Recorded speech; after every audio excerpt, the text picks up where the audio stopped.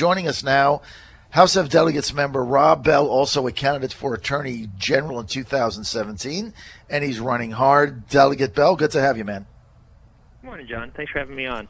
Okay, let's get to the lawsuit that's coming up on Tuesday. Give our listeners an overview.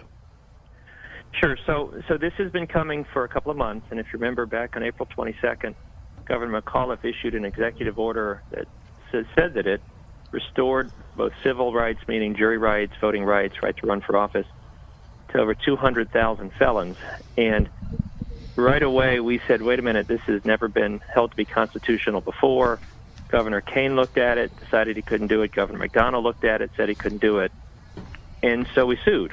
And to sue, we had to raise the money. We hired lawyers. We actually had to find plaintiffs, and plaintiffs would be the ones, or petitioners, I guess, who would be the ones who were actually the names on the lawsuit itself. And there was I tell the story a lot, but somebody raised their hand at a meeting I went to when I asked for volunteers, and she's now on the lawsuit. So that's the lawsuit, and we're claiming, in the lawsuit, of course, that you just can't do it. It's not the policy is that it's unconstitutional. It's an executive order. It's overreach, and it needs to be undone. As an aside, it's not legally important for the lawsuit, but since then we've discovered that his order is a mess. That he put out a list to the registrars, and he won't release the list to us. But the list includes people that are still in prison. Richmond Times-Dispatch just found two pedophiles, two child molesters who are fugitives that are on the list until we found them to become voters and jurors. There's a guy who's deported and in Peru, not even a citizen, but he's on the list. And so we keep saying this list is a mess. It's unconstitutional, and we're going to court on Tuesday to ask the Supreme Court to undo it. So what judge is going to make this ruling on Tuesday? Well, so what we decided was there was different ways to pursue this, but we needed a final resolution immediately, meaning it had to be there's juries right now that are being seated, and this issue has come up repeatedly. We obviously have the election coming up this in November, and there'll be absentee ballots going out in just a handful of weeks.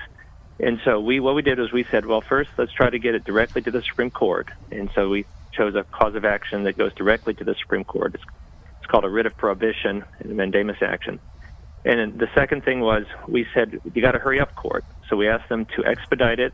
They hadn't done this since the 90s, but they scheduled a special session for July 19th, which of course is now just a week away. And it'll be the Supreme Court of Virginia. This is not a federal action. It's a state Supreme Court should be the final word. If we win, it will undo his order, and he'll have to start over. If we lose, there's really no appeal. And that's sort of the most important step of this case, and it'll be on Tuesday. All right, so is a decision going to be rendered on Tuesday, or is that just the arguments? There's two parts to that. The judges, they will probably make their decision that day. They'll have just heard the argument. They've already been briefed. The decision, the ruling, what will be actually released by them may be several days. But both sides agree that whatever you do, you got to do it fast.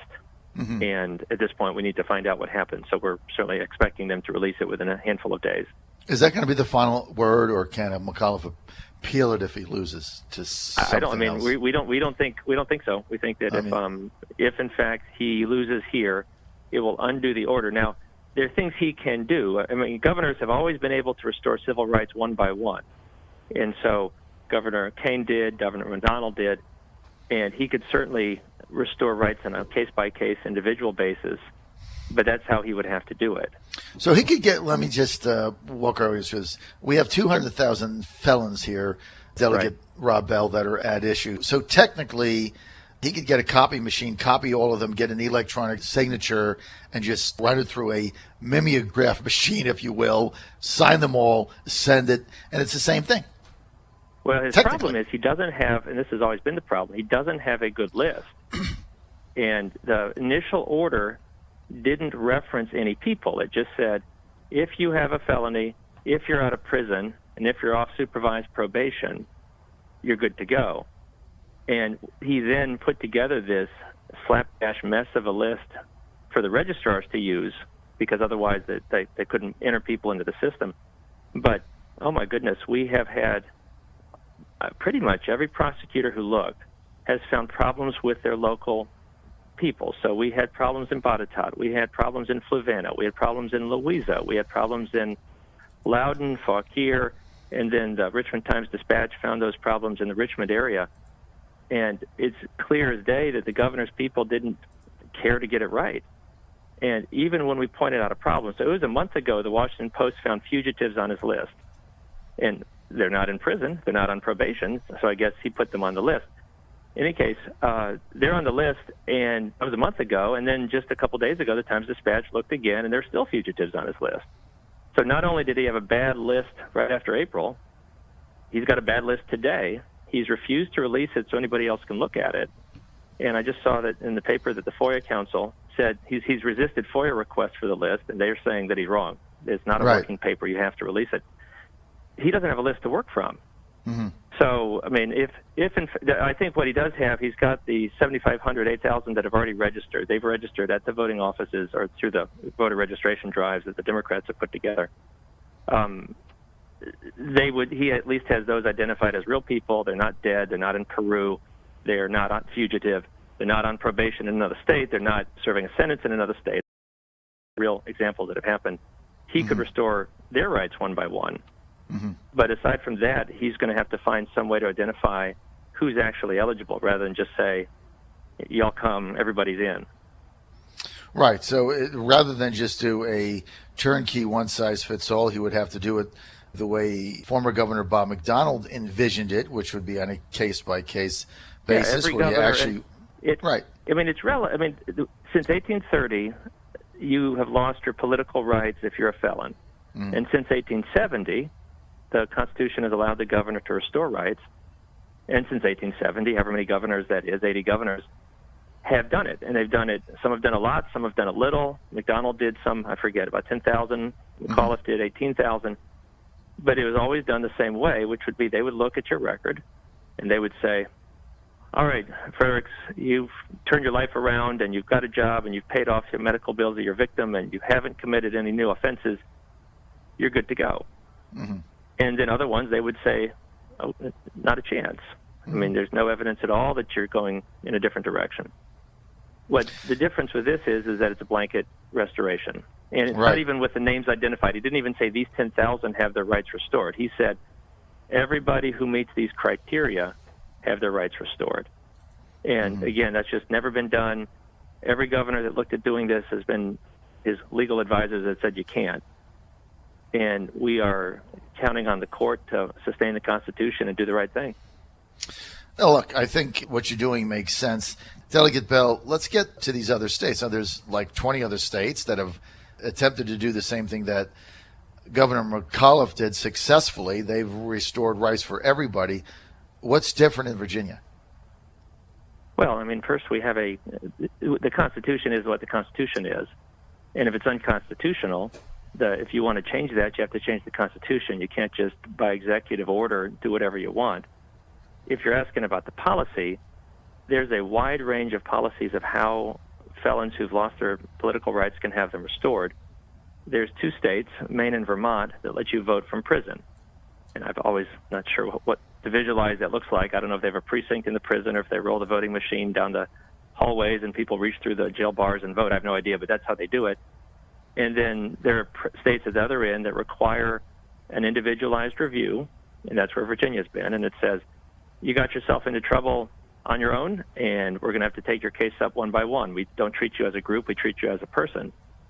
And, again, Virginia's always had that system in place, and tens of thousands of felons have had their rights restored that way. Each state has its own method. One thing that has happened here is if you have a state that has parole, so you have a 30-year sentence and you serve 5, and you can't have your rights restored until your sentence is over, that means there's a long time after you get out of prison to see if you've reoffended or caused trouble. McAuliffe's order is the opposite of that. We don't have parole in Virginia.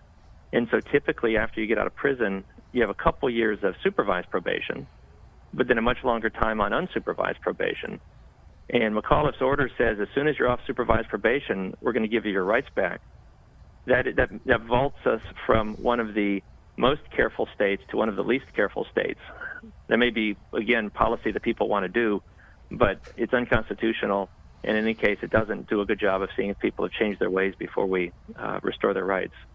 All right, so E.W. Jackson, who was the Republican nominee for Lieutenant Governor in 2013, is expected to run maybe for U.S. Senate in 2018 against Tim Kaine. He says, who cares?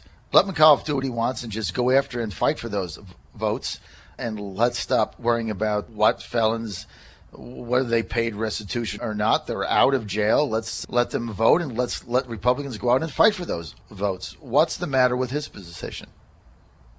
Well, again, I think it's twofold. The first would be if it's unconstitutional, it's unconstitutional. There's lots of things that people may or may not want to do. But the first question should be, is it a constitutional provision? We say not. The second would be every person who has changed his ways, who's put his life together and has paid off. Restitution means medical bills.